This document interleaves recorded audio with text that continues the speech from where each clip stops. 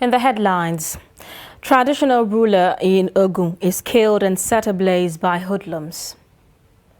Kano State governor says he would not wait a second to sign death warrant of killers of little Hanifa Abubakar.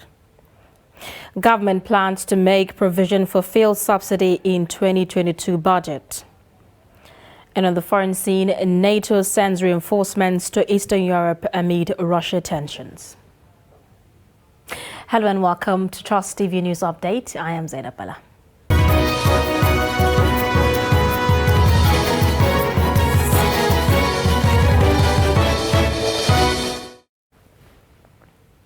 Hello and welcome. Some suspected hoodlums on Monday attacked and killed Odetola, the traditional ruler of Agudu village in Ewokoro local government area of Ogun State. The attack on the monarch allegedly happened around 11 a.m. on Monday. Confirming the incident, a sister of the late monarch Adeniki Akintade said their younger brother was recently killed in the same manner. According to Premium Times, the killing was the second attack on the Odetola family in less than 3 months. A resident of the community who does not want to be named for security reasons said the only possible case of the attack is the crisis bedeviling the throne of the deceased monarch. It was gathered that the tussle of who becomes the next Olu of Agodo is between the Ake and Owu dynasty in the village. Kano State Governor Abdullahi Ganduje says he will not hesitate to sign the death warrant of Abdullahi Tanko if brought before him. Tanko, the proprietor of Noble Kids Academy in Nasarawa local government area of Kano State, had confessed killing 5-year-old Hanifa Abubakar, a pupil he abducted in December. The governor promised to abide by the constitutional provision to assent to the death sentence of Tanko if it is passed by the court. He made this known when he paid a condolence visit at the family's residence in Dakatawa, Kawaji. On the speed of the proceedings, he further encouraged that there would be speedy dispensation of justice. Meanwhile, earlier, a 5-year-old Hanifa Abubakar in Kano, Abdullahi Tanko, has been arraigned before a magistrate court sitting at Gida Murtala in the state's metropolis. The court remands Abdullahi Tanko and 2 others accused in the kidnap and subsequent murder of the girl in prison custody. The presiding magistrate, Muhammad Jibril, gave the order pending hearing on the case slated for 2nd February this year.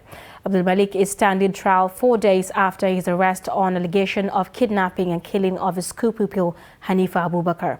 Now, Prosecution Counsel and Attorney General of Kano State Lawal Musa said the court has graciously granted his application to remand the suspect in custody pending hearing.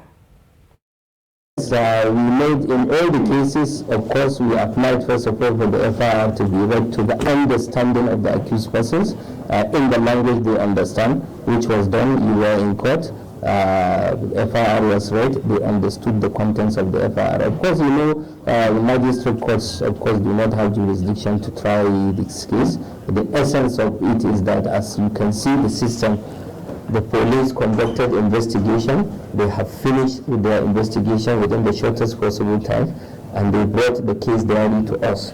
We cannot, by today or tomorrow, prepare the charge, and the police cannot continue to keep them in their custody because the law does not give them that power. So they have to bring them to court, and that is why they are here today. And as you have heard, this case was adjourned to the 2nd of February. Before then, by that time, the charge will have been ready. Of course, the magistrate agreed with our application, granted our application. He remanded them in prison. But before then, I assure you, the charges will have been out, and we will take them to the proper court. In the same vein, Association of Private School Owners of Nigeria in Kano State have reacted to the recent policy of the state government to revoke their licenses over the gruesome murder of 5-year-old Hanifa Abubakar by her school teacher. The National Vice President of the association, Maria Magaji, speaks to Trust TV's current affairs program, Daybreak, on the issue. I think this is not something new, but the prayer behind all this revoking of certificates is please let there be justice. Let government do justice for the screening. Let them appoint people who are confident and people who are trusted people by the government so that whatever happens, nobody will go behind the committee and create a room for something else so that they can issue certificate. Even the schools is not even due for certificate. I think the government should also look at the renewing of the certificate, because we know that in every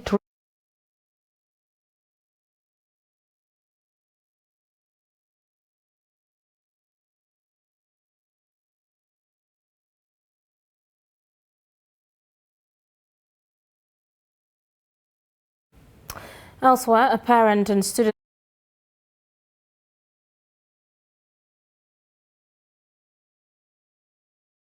Trust TV. Over 30 students were abducted in June last year. My name is Sanda Muhammad, chairman of the abducted Yauri school children. When the abduction took place, we took it to be a test for us as parents and the entire government of Kebbi State. If not for this attack, I've never seen this kind of abduction in Kebbi State. This attack happened in Kagara about 3 to 5 times. But God has shown us that He is all-sufficient and does as He pleases, and no one can stop Him. We were troubled indeed, especially in the first 3 months. Only the courageous can endure this. Some parents have even lost their lives.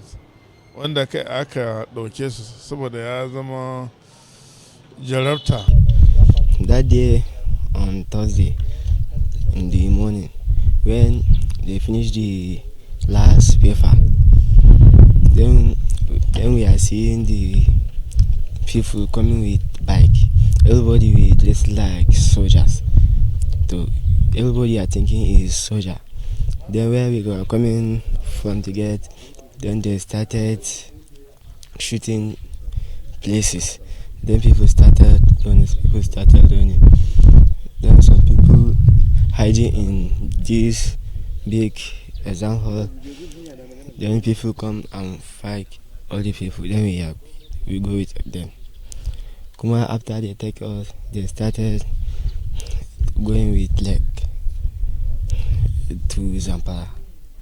I'm feeling very clear, but even now I'm thinking something. Like when I'm coming, my father has died. Now, police in Maiduguri, Kano State say over 4 suspects behind the assault of one Fadila Abdurrahman for posting a critic video of House of Rep member Ahmed Santomi on social media have been arrested. Police in the state say operatives are hunting for other persons and participants in the assault of the lady. 2 days ago, Fadila Abdurrahman posted a critic picture of the House of Rep member Engineer Ahmed Santomi on Facebook. The post, which went viral, sparked some talks to lynch their anger on her. A viral video of the assault went round on social media, and her restaurant situated at the Sanda Kiarimi Zoo Park was demolished. The Borno State Police Command at a press briefing paraded 4 suspects involved in the assault. The Commissioner of Police, Abdul Umar, said it's handling a case of thuggery, criminal conspiracy, mischief, possession of dangerous weapons and assault. Alleged that they were engaged by one Saadu Suleiman alias Manu Nakande and invaded Zahura restaurant in Maiduguri amusement park, where Fadila Ibrahim, 29 years old, and equally a member of the police public relation, was attacked, beaten up, and subsequently her restaurant was destroyed. Her handset, value yet unknown, was carted away, merely for the purpose, as alleged, that she circulated on social media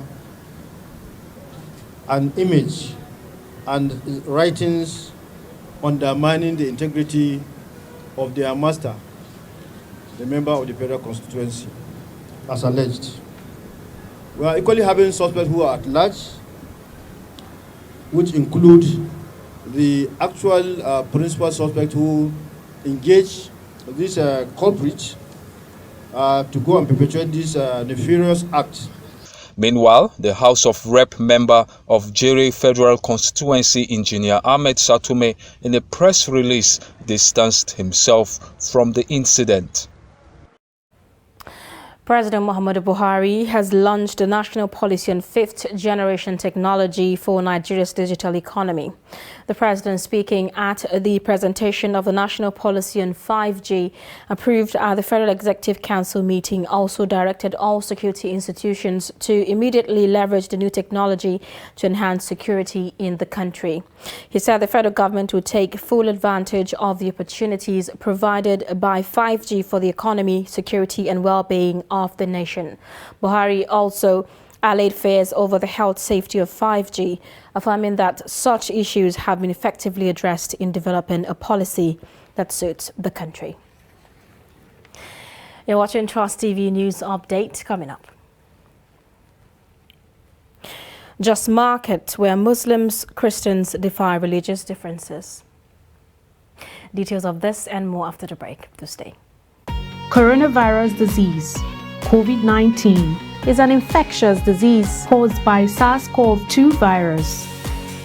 Most people who fall sick with COVID-19 will experience mild to moderate symptoms and recover without special treatment.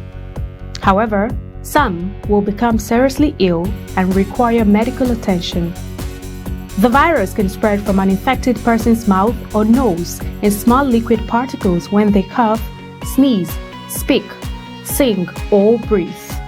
These particles range from larger respiratory droplets to smaller aerosols. You can be infected by breathing in the virus if you're near someone who has COVID-19 or by touching a contaminated surface and then touching your eyes, nose, or mouth. The virus spreads more easily indoors and in crowded settings. Maintain a safe distance from others at least 2 meters even if they don't appear to be sick. Wear a mask in public, especially indoors or when physical distancing is not possible. Clean your hands often. Use soap and water or an alcohol-based hand sanitizer. Cover your nose and mouth with your bent elbow or a tissue when you cough or sneeze. Stay home if you feel unwell. Get vaccinated. Properly fitted masks can help prevent the spread of the virus from the person wearing the mask to others. Masks alone do not protect against COVID-19 and should be combined with physical distancing and hand hygiene. Protect yourself and others around you by knowing the facts and taking appropriate precautions. Follow advice provided by your local health authority. This message is brought to you by Trust TV.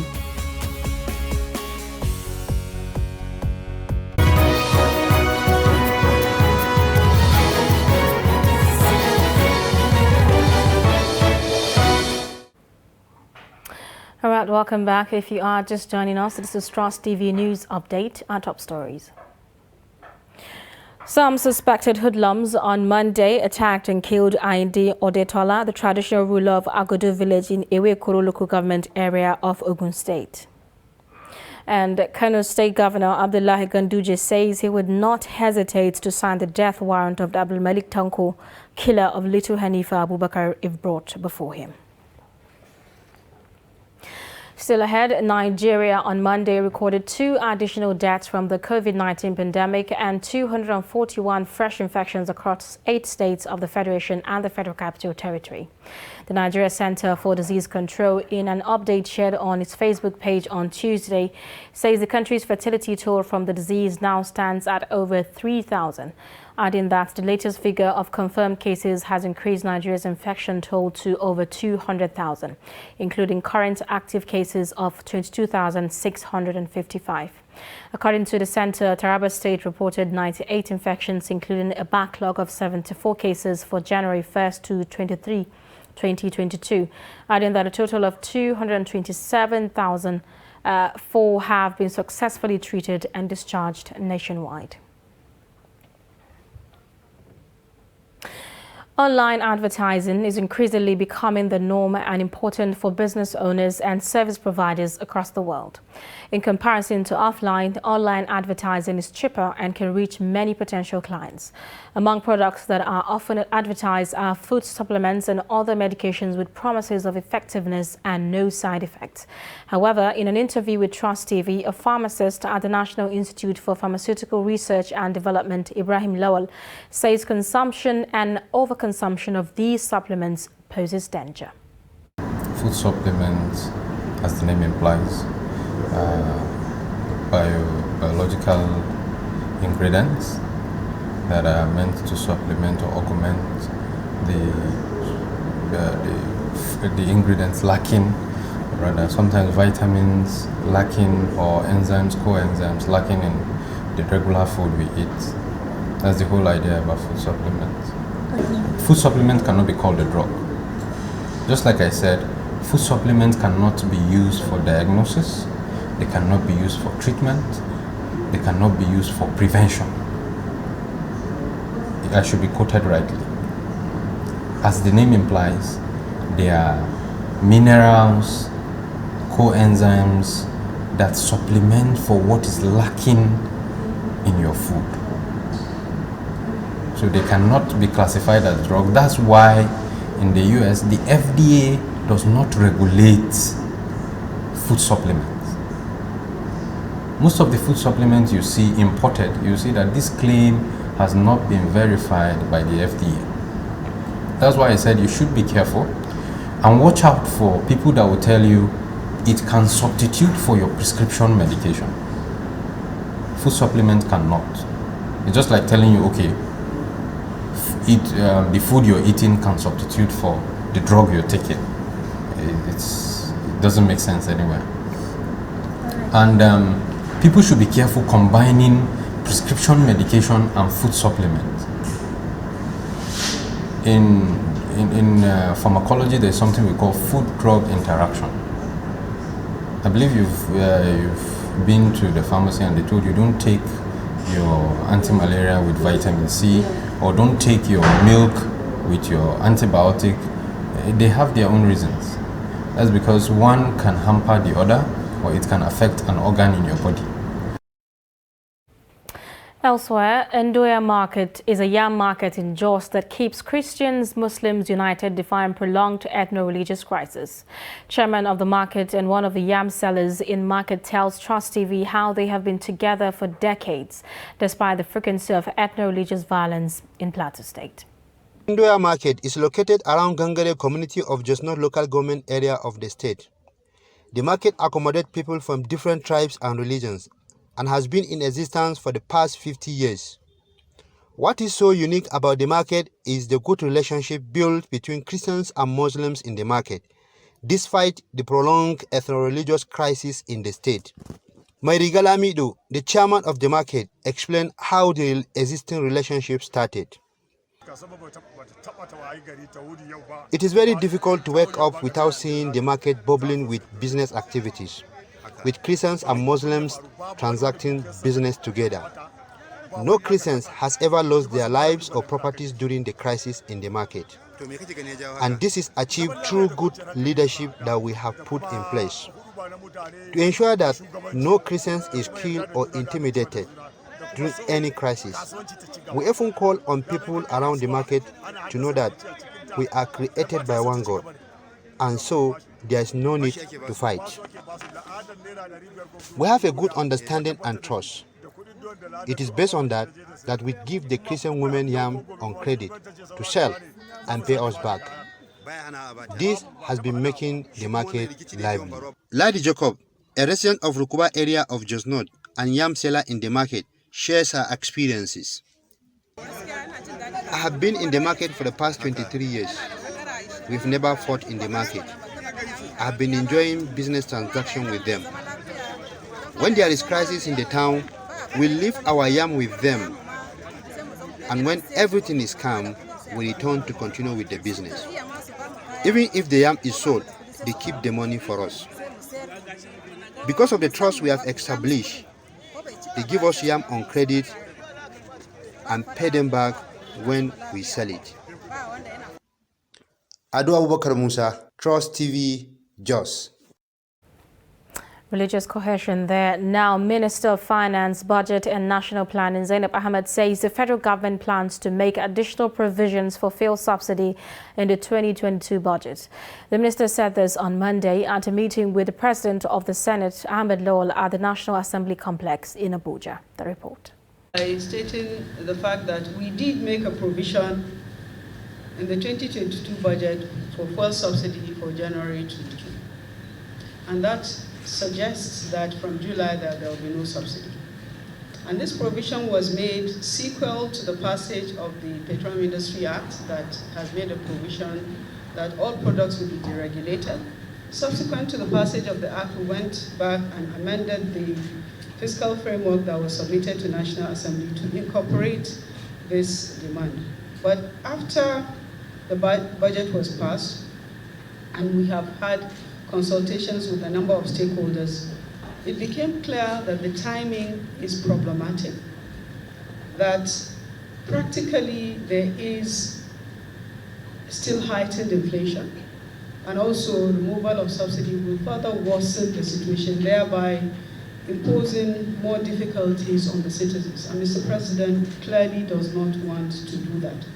So what we have to do now is to continue with the discussions that we're making in terms of putting in place a number of measures, one of which is the deployment of an alternative to the PMS, which is the CND, and also the rollout of enhanced refining capacity in the country, including the 650,000 barrels per day Dangote refinery, and also the rehabilitation of the 4 national refineries that have a combined nameplate capacity of 450,000 barrels per day.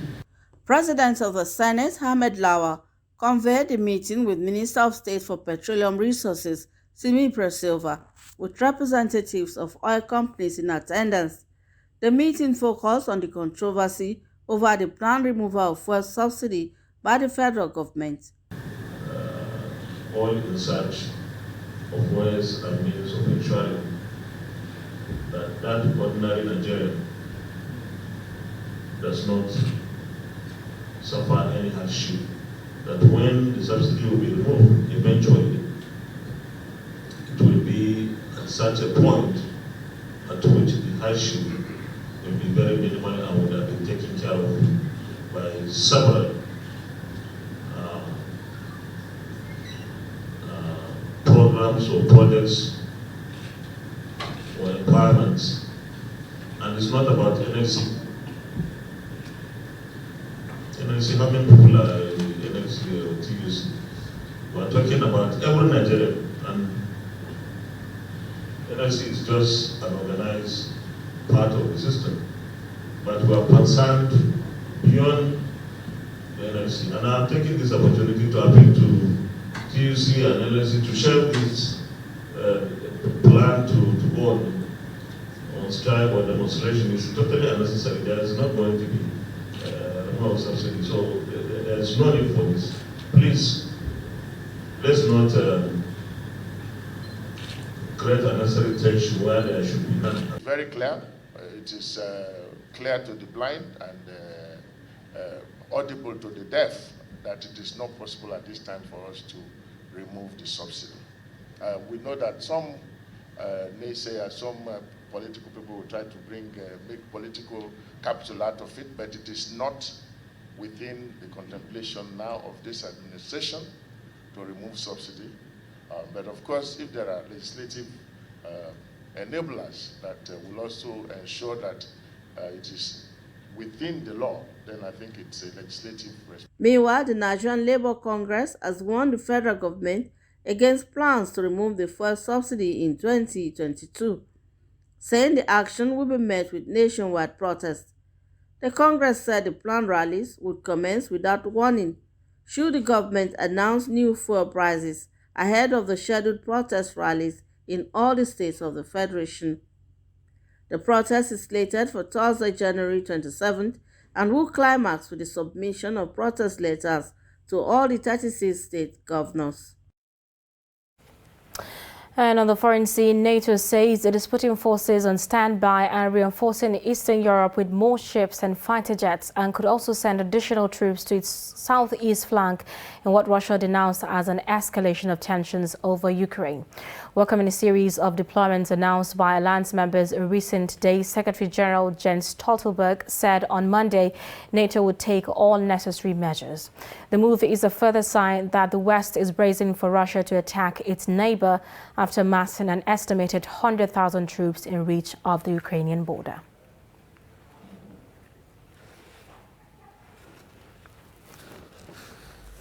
And that's it on News Updates. Do not forget to follow us across all our social media platforms.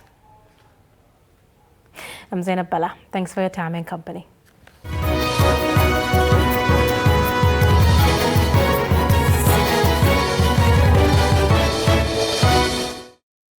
Coronavirus disease, COVID-19.